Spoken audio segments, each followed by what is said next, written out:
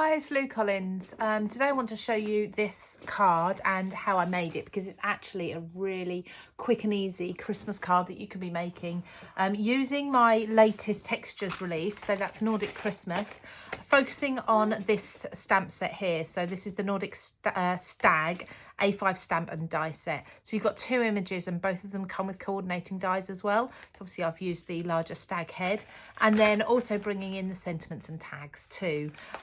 So let's get started first of all with the main image, the stamped piece. So pop that up to the side. I'm going to bring in a stamp platform, which I think is really important, because if you don't have a stamping platform and you're trying to stamp something like this that needs to be like solid black, you're going to potentially miss bits that you can't then go back over. So always use a stamp platform if you can. So I'm working on watercolour cardstock here. That's just my preference. I just like to use watercolour cardstock because I like the texture of it, I like the thickness of it, and I love the colour because it's not bright white, it's slightly off-white. So the cards that I'm making is going to be ever so slightly different to this one. Not too much though. So just taking out of the pack here, you can see we've got both stamps. There's one of the dies, and then two dies as well. These are both outline dies, and of course these can be used on their own as well. Perfect for silhouettes. And these are the two stamps. So let's just pop these bits to the side and put the stamp whereabouts we want it on the cardstock. So putting that central. The stamp is central rather than the stag head being central.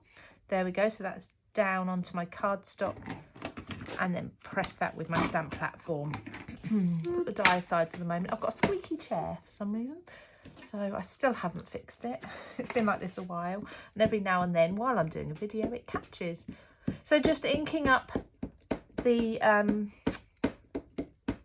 stamp there. Now I've said this a few times before, and I have got some more on order on their way, but my VersaFine is starting to dry out, so this is going to take quite a few impressions, I'd imagine, to get a nice solid black image. But we'll just keep going with it until we do. Let's see. That's not too bad, actually. Do you know what? If you don't mind, if you want a distressed look, that would be absolutely perfect. So we just need to really focus on the middle here. And I'm going to just keep applying ink and restamping, and this is the beauty of the stamping platform, of course. You'd think a crafter would have more than one ink pad, wouldn't you? But the others are not in my studio at the moment. I'm going to really press in the middle where I didn't have as much ink last time. There we go, not far off. Well, let's just see if we can get a bit more there. Not bad at all. Do you know what? I don't need to actually do that anymore. I don't think we'll get too much difference. We can probably go a little more solid on the stag's head if we wanted. I'm not bothered. So that's just the stamping. So I will clean my stamp and put that away a bit later. So then we need to do the die cutting part. So I'm just going to grab, because this is really essential, is some low tack tape and this die. So I'm going to place the die over the image. It's really easy to see. So what I tend to do is I place it where I think it needs to go.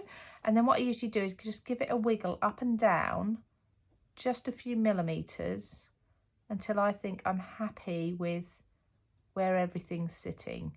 So too far that way, too far that way. So I kind of want to go in the middle there. So let's go for there. Now, of course, there's a tip on my YouTube channel about cutting out these sorts of images. So when you've got a stamp and a die that coordinate, and that's on my YouTube channel. You can go and find that quite easily. So taped that down, and I'm just going to run that through. I've got my die cutting machine here. Let's bring this in a little bit more. Just going to run this through. Now, in an ideal world, just make sure your ink is dry before you do this bit. And as your plates come through to the other end, you want to make sure that your plates are not going to jump up, because if you do that, you then can't run the image back through. So putting this here, so as this runs through, what I tend to do is just press down with my hand on this plate to ensure that as it comes out this side, there's no movement of the die and the paper inside there. See, that's loose now. If I didn't have my hand on here, that top plate would have maybe lifted up a little bit, and then the paper underneath may have moved. So now I can run back through, and I know that I'm not going to double cut. Everything stayed in place. So put this back to the side and just pop this out. There we go.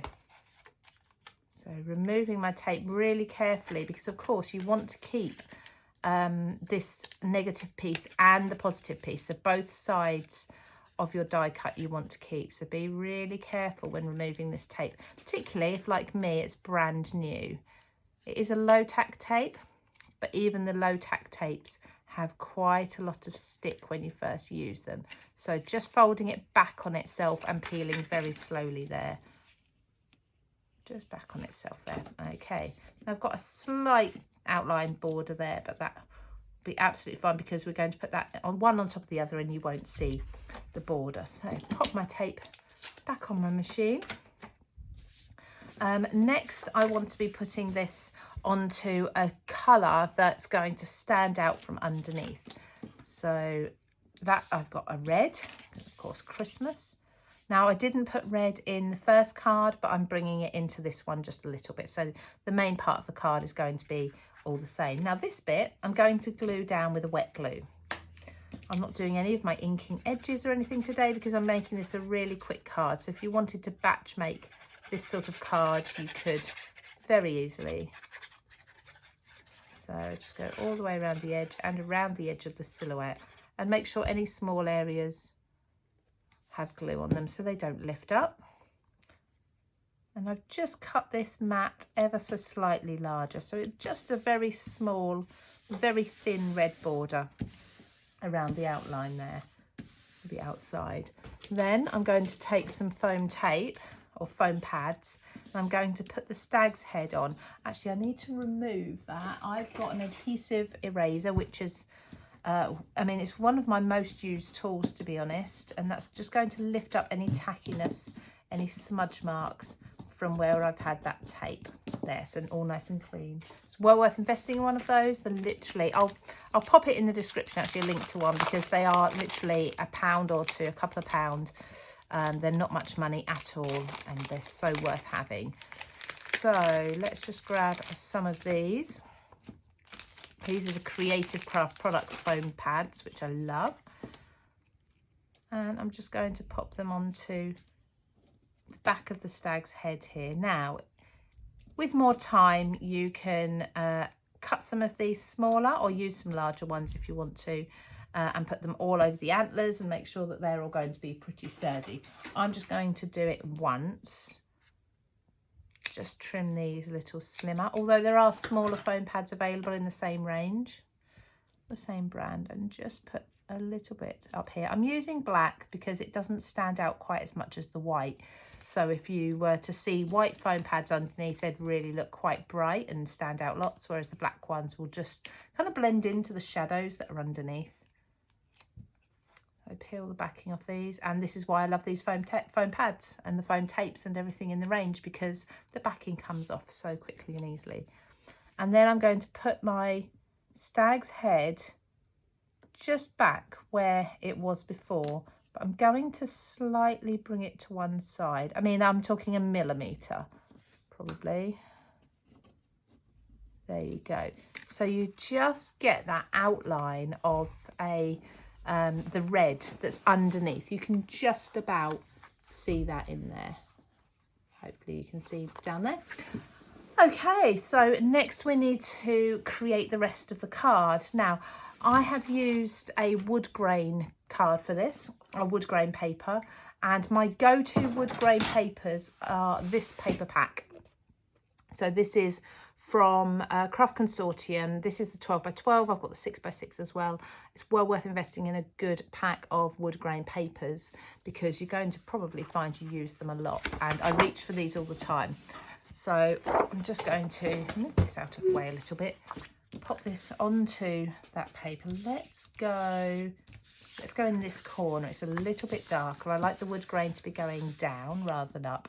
So again, a little bit of a border round. I'm going to just use my pokey tool. I'm just going to scratch into the paper where I want the mark. Now, this isn't always the easiest to see when you come away, so a nice deep scratch, but it just means that I then don't have to go in with a pencil and erase the line afterwards. So you should know roughly where that scratch line is anyway. So just double checking it, that's there.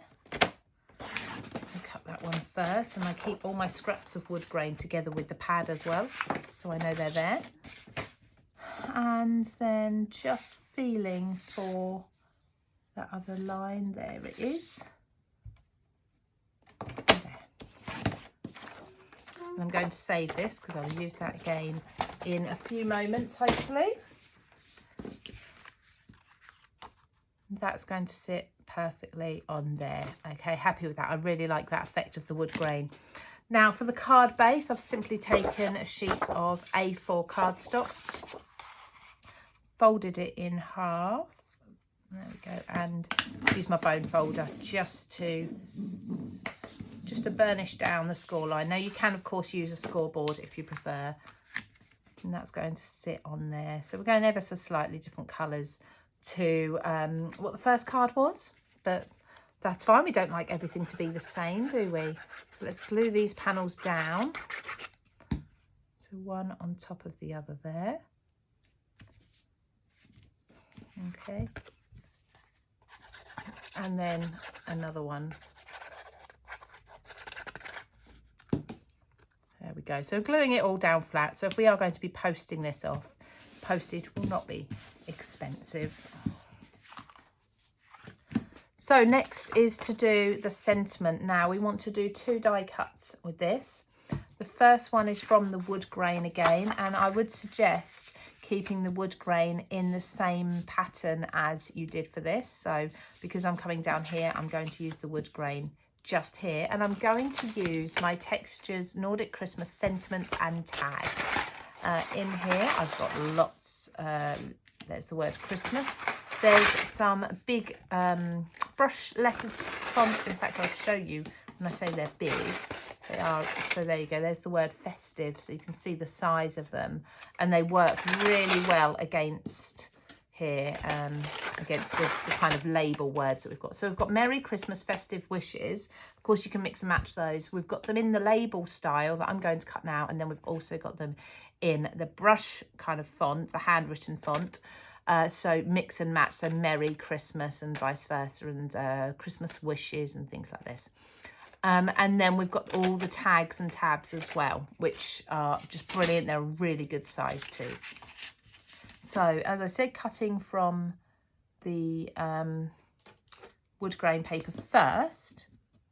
There we go, don't want to waste any. So I'm just going to put the word Christmas die on there and run this one through.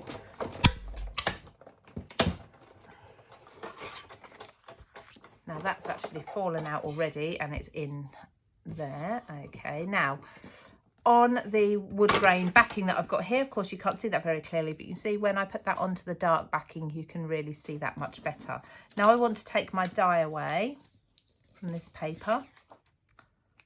Let's just remove the excess. Now what we do have is, I'll put these on the dark cardstock so you can see them, is all these letters here. So you can use these letters as well. You could either inlay them back into another die cut of a different colour, or you can just use them on their own. So you'll have all the letters of the word Christmas there to use if you wish. But the other thing I want to use, if I can just find it, because I know I got it out earlier and it's hidden away somewhere, here it is this is the Craft Stash double-sided foam tape. So it's a piece of foam basically with adhesive on the front and back, and I'm going to die cut this same die, the Christmas word, from this too. And again, going with black so that you can't see the white through and underneath, so it doesn't stand out, but it is available in white as well, these foam sheets. Absolutely brilliant. I just use them between my layers a lot. So removing the low tack tape, and there we go. This just pulls out of the die beautifully. So I'm going to take off the top layer leaving the words in as much as possible, because that means those words aren't sticky, and that's going to help me line up the two pieces here. So it's sticky around the edge at the moment, so just let it release from my fingers. Now I would say take one corner, start at one end, work your way across, just gently lower it onto the foam. You can see through there the C, line that up, and then all the other letters should just all fall into place. There we go. And because I've left the tape on these, they're really easy then to just pop all of these letters out afterwards. So just remove that. Don't worry about the backing at the moment. I'm going to leave that on there for now. I'm just going to remove the foam from inside these letters here. There we go. So all the letters have been removed from in between. I'm just going to now remove the backing paper. It's just broken, just torn in half there. There we go. And I can put that down onto my card. It's got some dimension, making sure it's kind of in the middle there. Lovely. Okay, now last finishing touch is just some little sparkles or gems or something like that to make this stand out. So I'm using a pickup pencil, which is just a pencil where the lead is it's kind of a bit tacky, so in a good way, sticky, because it just picks up things like little beads, sequins, rather than you trying to get your fingers underneath them and pick those out. And just randomly placing some of these sequins mostly around the word. So we've got the word glisten, frosty, sparkle, flurry and snow in here. And just positioning those around there. Put the pin back in my glue just to make sure that doesn't dry out. And there we go. So there we have our Christmas card. Let's just bring in both of these actually for you at the same time. So you can see very similar. This one's a little more muted tones. This one's a little brighter, but with the red included as well. But yeah, I really love this stamp and die set where you can lift up the stag's head, make it kind of pop out just a little bit if you want to, and then of course the addition of the sentiments too. So I hope you love this as much as I do. You can find everything available linked below or on Craft Stash, and I'll see you again very soon for another card demonstration.